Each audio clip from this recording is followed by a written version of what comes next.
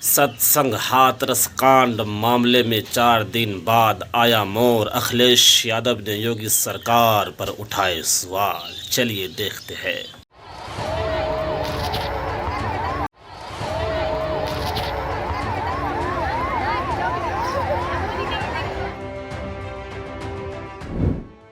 हाथरस के सत्संग भगदड़ कांड की जांच जितनी तेजी से आगे बढ़ रही है, उससे कई गुना तेजी से इस मामले पर सियासत उबाल मार रही है। इस मामले को सियासत ने ऐसी हवा दी है कि 4 दिन बीतने के बाद भी सत्ता पक्ष पर विपक्ष हावी है। अब इसी घटना को लेकर समाजवादी पार्टी के राष्ट्रीय अध्यक्ष ने एक्स पर एक चिट्ठी शेयर की है। इस चिट्ठी के साथ अखिलेश यादव ने इस केस से जुड़ी गिरफ्तारियों पर सवाल उठाए। सपा मुखिया ने कहा, उप्र शासन प्रशासन हाथरस हादसे में अपनी नाकामी छुपाने के लिए छोटी मोटी गिरफ्तारियां दिखाकर सैकड़ों लोगों की मौत से अपनी जिम्मेदारी का पल्ला झाड़ना चाहता है। शासन प्रशासन ऐसे लोगों को गिरफ्तार कर रहा है जो मूल आयोजन स्थल से दूर थे और गिरफ्तारी के बाद उनको ही दोषी ठहराए जाने की तैयारी कर रहा है। ये गिरफ्तारियां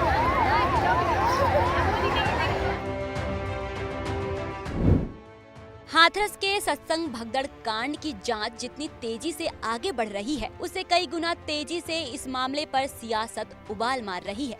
इस मामले को सियासत ने ऐसी हवा दी है कि 4 दिन बीतने के बाद भी सत्ता पक्ष पर विपक्ष हावी है। अब इसी घटना को लेकर समाजवादी पार्टी के राष्ट्रीय अध्यक्ष ने एक्स पर एक चिट्ठी शेयर की है। इस चिट्ठी के साथ अखिलेश यादव ने इस केस से जुड़ी गिरफ्तारियों पर सवाल उठाए। सपा मुखिया ने कहा, उप्र शासन प्रशासन हाथरस हादसे में अपनी नाकामी छुपाने के लिए छोटी मोटी गिरफ्तारियां दिखाकर सैकड़ों लोगों की मौत से अपनी जिम्मेदारी का पल्ला झाड़ना चाहता है। शासन प्रशासन ऐसे लोगों को गिरफ्तार कर रहा है जो मूल आयोजन स्थल से दूर थे और गिरफ्तारी के बाद उनको ही दोषी ठहराए जाने की तैयारी कर रहा है। ये गिरफ्तारियां स्वयं में एक षड्यंत्र है। इन गिरफ्तारियों की तुरंत न्यायिक जांच हो जिससे उप्र की भाजपा सरकार का खेल जनता के सामने लाया जा सके। चलिए अब आपको बताते हैं कि कन्नौज से सपा सांसद ने कौन सी चिट्ठी सोशल मीडिया पर शेयर की जिसे सियासत और गर्मा गई। दरअसल ये चिट्ठी अंकित यादव के नाम के एक शख्स ने सपा चीफ को लिखी थी। इस शख्स का कहना है कि उसके पिता को हाथरस हादसे में फर्जी तरीके से फंसाया गया है। युवक ने अखिलेश यादव से मदद की गुहार लगाई है। गुहार लगाने की देर थी कि अखिलेश ने फौरन ये मुद्दा उठाया और योगी सरकार से लेकर पुलिस प्रशासन तक को घेर लिया।